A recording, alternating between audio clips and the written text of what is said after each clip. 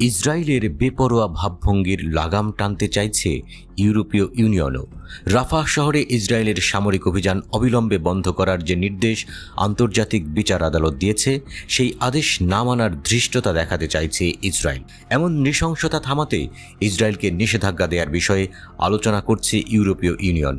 বারবার নিষেধ করা সত্ত্বেও স্পর্ধা দেখিয়ে যাচ্ছে নেতানিয়াহুর সরকার। ইইউ যদি একবার লাগাম টেনে ধরতে পারে ইসরায়েলের, তাহলে আর কিছুতেই নিজেদের রক্ষা করতে পারবে না ইসরায়েল।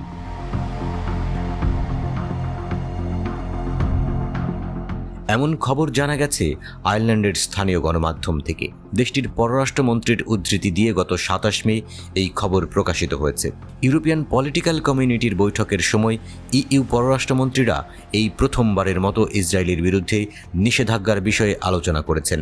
রাষ্ট্রটি যদি আন্তর্জাতিক আদালতের আদেশকে অবজ্ঞাই করে, তাহলে তার বিরুদ্ধে নিষেধাজ্ঞার সম্ভাবনা নিয়ে ওই আলোচনা হয়েছে বলে জানিয়েছে আয়ারল্যান্ডের পররাষ্ট্রমন্ত্রী মাইকেল মার্টিন।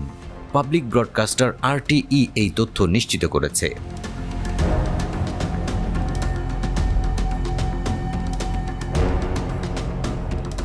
মাইকেল মার্টিন বলেছেন, অবশ্যই ইসরায়েল যদি সামরিক অভিযান বন্ধে দ্রুত সম্মত না হয়, তাহলে সমস্ত বিকল্প বিবেচনা করতে হবে। আর এই ক্ষেত্রে নিষেধাজ্ঞার মতো পদ্ধতিকে আয়ারল্যান্ড সমর্থন করবে বলে জানিয়েছে তিনি। মার্টিন আরও বলেন, ইউরোপের কিছু পররাষ্ট্রমন্ত্রী ইসরায়েলি কর্মকর্তাদের বিরুদ্ধে নিষেধাজ্ঞার সম্ভাবনাও বৈঠকে উত্থাপন করেছিলেন। এখানে পশ্চিম তীরে সহিংস ইসরায়েলি বসতি স্থাপনকারীদের সহায়তা এবং মদদ দেয়া ইসরায়েলি কর্মকর্তাদের কথা বোঝানো হয়েছে।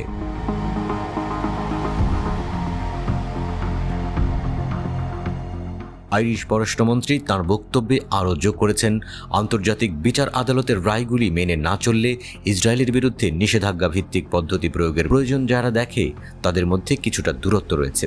তিনি বলেন, স্পষ্টতই এ নিয়ে ইইউ কাউন্সিল স্তরে কোনো চুক্তি নেই, সেখানে বিদ্যমান দৃষ্টিভঙ্গি ভিন্ন বলে জানান তিনি।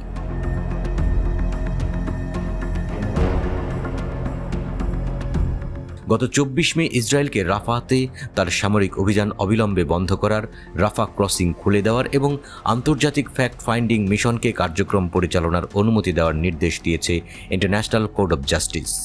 2023 সালের 7 অক্টোবর ফিলিস্তিনি গোষ্ঠী হামাসের সঙ্গে সংঘাত শুরুর পর থেকে গাজা উপত্যকায় প্রায় 36,000 ফিলিস্তিনিকে ইসরায়েল হত্যা করেছে।